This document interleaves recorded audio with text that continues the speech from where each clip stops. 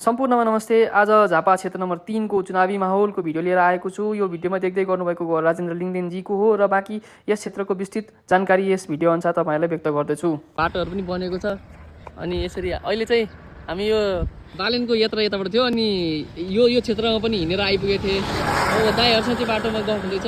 ठ्याक्कै क्षेत्र नम्बर 3 को स्थिति के छ उहाँले राम्रो सेयर गर्दै हुनुहुन्छ। अनि त्यस पछाडि यो क्षेत्रमा चाहिँ अहिले हर्क साम्पाङको माटोको चाहिँ एकदम राम्रो क्रेज रहेको छ।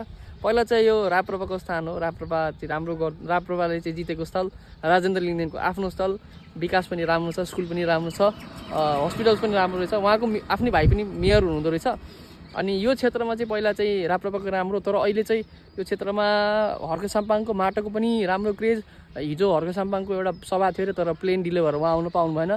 त्यो अनुसार चाहिँ अब हल्लोको चाहिँ मत माटोले काट्छ कि भन्ने यहाँको चाहिँ स्थानीयको एउटा एनालाइसिस छ। अब त्यो कुराले चाहिँ अरू कसैलाई सपोर्ट गर्छ कि जस्तो पनि कुरा उहाँ दाइहरूबाट चाहिँ थाहा पाएको छ। हेलो, अहिले चाहिँ म यो झापा क्षेत्र नम्बर 3 गोल्ना बजारमा छु।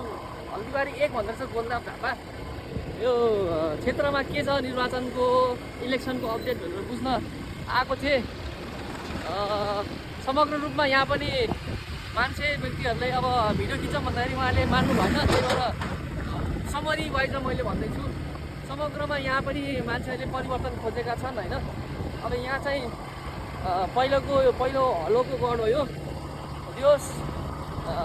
एकदम यहाँ पनि व्यक्तिहरूले चाहिँ परिवर्तन अब हामीलाई पनि चाहिएको छ। झापा नै एउटा यो देशको केन्द्र बनिसक्दाखेरि पनि हामीले पनि जसरी कन्ट्रिब्युट गर्न सक्छौँ भन्ने स्थिति छ। त्यस हो भन्ने चाहिँ उहाँले पनि खुलाउनुहुन्छ। तर परिवर्तन चाहिँ सबैको मुखमा झुन्डेको शब्द चाहिँ यसपालिको चुनावमा सुन्न पाइएको छ। र अहिले अब यसरी यो झन्डा देख्न सक्नुहुन्छ घन्टीको होइन, बाटो पनि राम्रो रहेछ। समग्रमा यो चुनावको माहौलमा गोल्लामा आउन पाइयो, खुसीको कुरा छ। राम्रो स्कुलिङहरू यहाँ रहेछ, जस्तै क्याम्पस भयो। अनि बाटोमा चाहिँ खुसीको माहौल छ। चुनाव एकदमै एक्साइटेड छ यो क्षेत्रमा पनि। पेट्रोल पम्प पनि रहेछ। Signing off from here. Thank you.